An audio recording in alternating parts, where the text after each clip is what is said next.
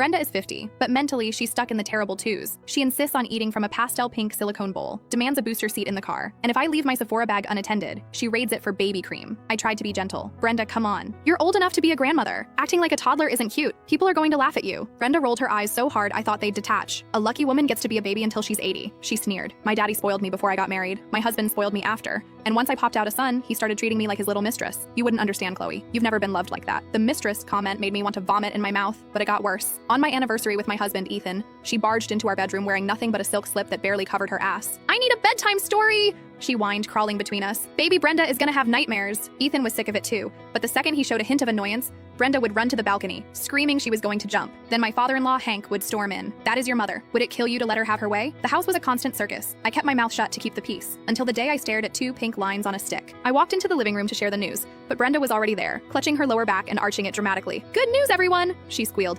I'm a little prego mommy again. My tummy is now a baby bump. That was it. The gloves were coming off. My chopsticks hit the table with a loud clatter. Brenda shot me a dirty look, chin high. What's wrong? Are you unhappy that I'm pregnant? Who are you giving that stank face to? I used to tolerate her because she was family, but she was a bottomless pit of drama, and I wasn't going to be the dough she needed anymore. I don't see what there is to be happy about, I said coldly. You're 50, Brenda. That's a geriatric pregnancy. It's high risk. Most doctors wouldn't even touch you. If something happens, who suffers? Me and your son. Excuse me? Are you cursing me? Brenda stamped her foot, her face turning red. Ethan! Look at this bitch you married. She wants me to die. Ethan, still processing the shock that his mother was raw-dogging his dad enough to conceive, rubbed his temples. Mom, honestly, Chloe is right, he sighed. I'm glad you and Dad are active, but you can't keep this baby. You guys are getting old. Who's going to raise it? We need to schedule an appointment to take care of it. Brenda let out a dramatic wail and threw herself into Hank's arms. Hank slammed his hand on the table. You ungrateful brat. How can you say something so heartless? That's your own brother or sister in there. We can't take care of a newborn, Ethan argued. If we can't do it, isn't that what you and Chloe are for? Hank shouted. Are you two dead? We work full time. We don't have time. Hank pointed a greasy finger at me. Then make her quit.